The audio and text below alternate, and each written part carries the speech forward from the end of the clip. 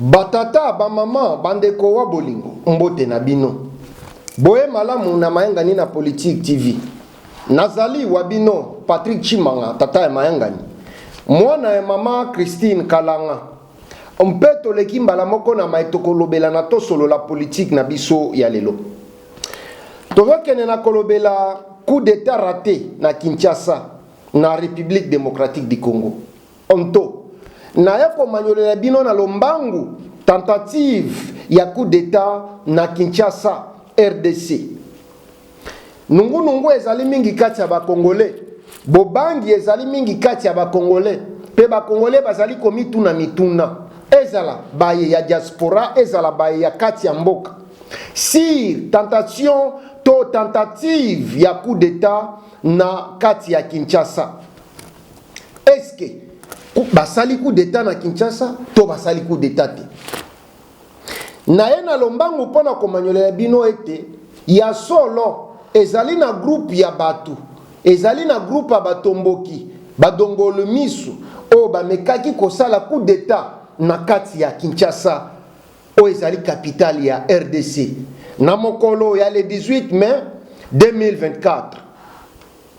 Esengeli boyeba ete groupe ya batomboki oyo to badongoli misu oyo ezalaki composé na bakongolais ya mibimba 100% de père et de mère, na bakongolais ya ndambu congolais ndambu diaspora oyo bakenda bachanja ba nationalité, mpe na bapaya ya bamboka misusu oyo bazalaki kati na bango, na bamindele oyo basanganaki pona koya kosala coup d'état na kati ya République démocratique du Congo. Mpe bango baresiraki kokota tina capitale ya République démocratique du Congo. Musala nini ba garde frontière bazali kosala? Service ya renseignement musala na yango nini na kati ya RDC? Bazalaki wapi tango bato oyo bakatisaki mai pe baye na bibundeli ba comité na palais de la nation ba attaquer force loyale to FARDC,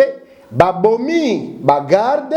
et puis ba zui contrôle ya palais de la nation pe babandi koloba ete basali coup d'état ba bengani Félix Antoine Tshisekedi Tshilombo babandi koloba n'importe quoi contre souveraineté ya République démocratique du Congo. Service ya renseignement bozalaki wapi? Musala na bino ezali nini? Ezali ya kobatela bosomi ya mboka, kobatela souveraineté ya mboka, kobatela ba symbole ya oyo représenter pouvoir ya mboka. Mais soki groupe ya ba individu mal intentionné ba komiti na kokoma na bisika yango ko récupérer yango ko boma na ba soda na biso bino bozalaki wapi? Tokozonga pona kotuna bino pe kosenga bino mituna siri yango. Me batata ba mama bandeko wa bolingo esengeli boyeba ete tango bato oyo baye bazui palais de la nation pe babandi kosala ba video mampinga ya ekolo na biso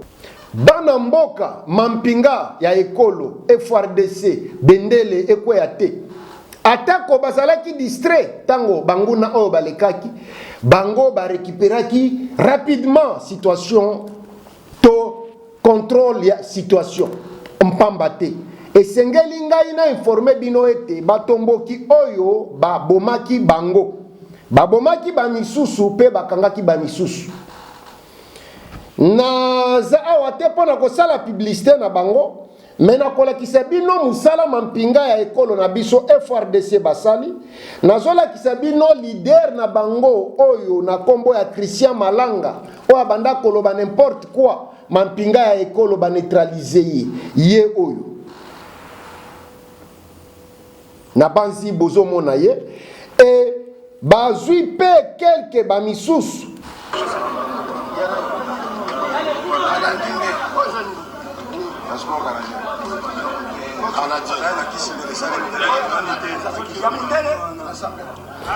na banzi bozo mona ndenge mampinga ya ekolo na biso FARDC basali musala atako bazalaki distrait mais basali musala tokozongela bango po bapesa biso ba explication bazalaki wapi pona nini bazalaki distrait. Donc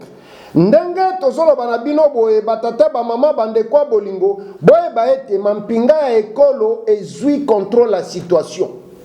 Batomboki to ba individu mal intentionné bazali neutralisé et éliminé. Mpe baye bazali capturé to bao bakangi esengeli basamba esengeli gouvernement na biso esengeli service à sécurité et pesa biso résultat ya batomboki o bakangami botala bango nasinga mbala kondawa kangama omoni sikoyo singa omoni sikoyere obeta masaso wana ni be ya mosala ki non ba o basa boy ba muso ba ye boy ba o ba muso basa na ngote na linga mi lagi sa me comme si ko tinga kinga yi nena ke ba ta makakuna na kati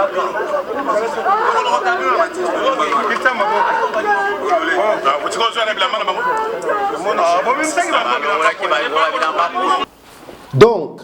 batata bamama bandeko bolingo naye na lombango mpona kokitisa bino mitema na bino ekita mampinga ya ekolo FRDC basali musala na bango baneutralize banguna oyo me tikali sikoyo baexplike biso bazalaki wapi musala ya bagarde frontière ezali nini. Est-ce que mboka na biso ekoki kozala ndenge ezali ke n'importe qui akoki koya aleki na ye na manduki akomi ntina palais de la nation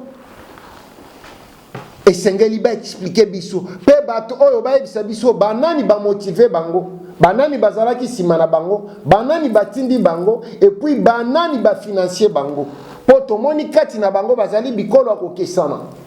banationalité différente na bacongolais de père et de mère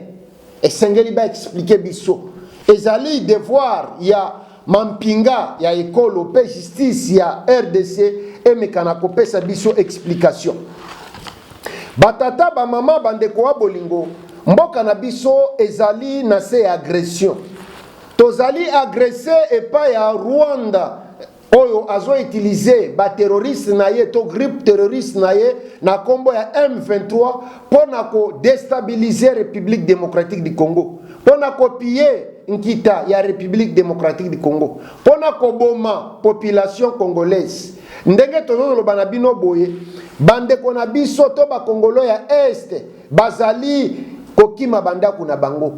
bamama bandeko na biso ya basi bana na biso ya basi ya Est bazali violer butu moi bandeko na biso bapapa na biso bandeko na biso ya mibali ya basi bazokata bango mitu butu moi bazoboma bango lokola bampuku au moment oyo biso lokola pays tozali koluka na ndenge nini tokoki kosilisa situation oyo ndenge nini tokoki ko renforcer armée na biso po esilisa situation oyo et voilà un groupe ya ba individu mal intentionné ba yepe balingi basala coup d'état bazwa pouvoir par force po ba bebisa nyonso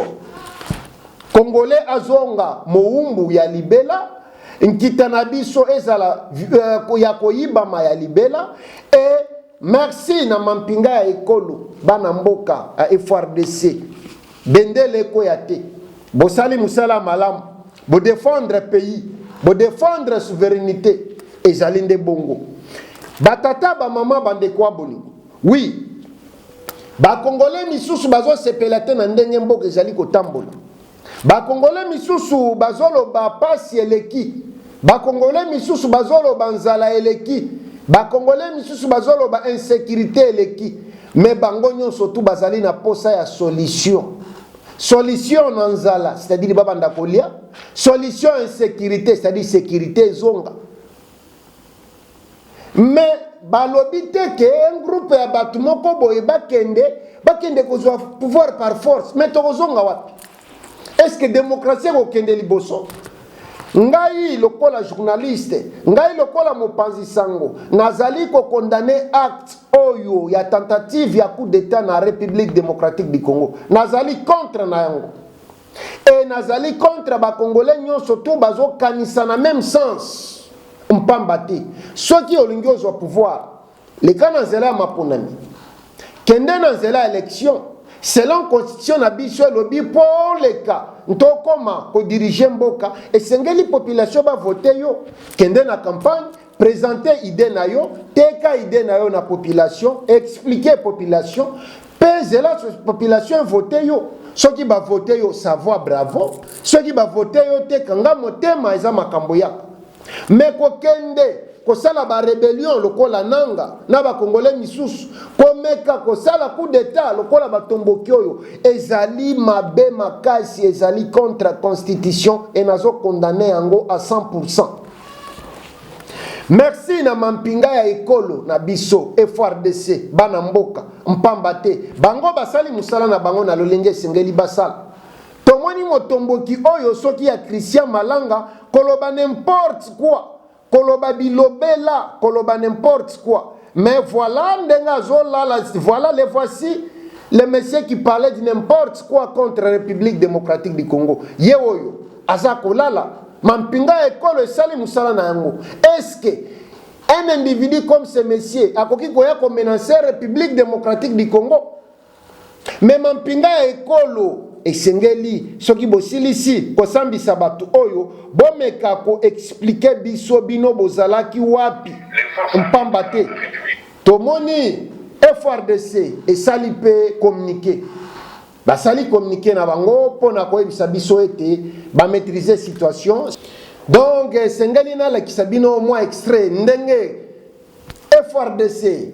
esali communiquer pona ko informer population internationale pe nationale que situation eza sous contrôle la FRDC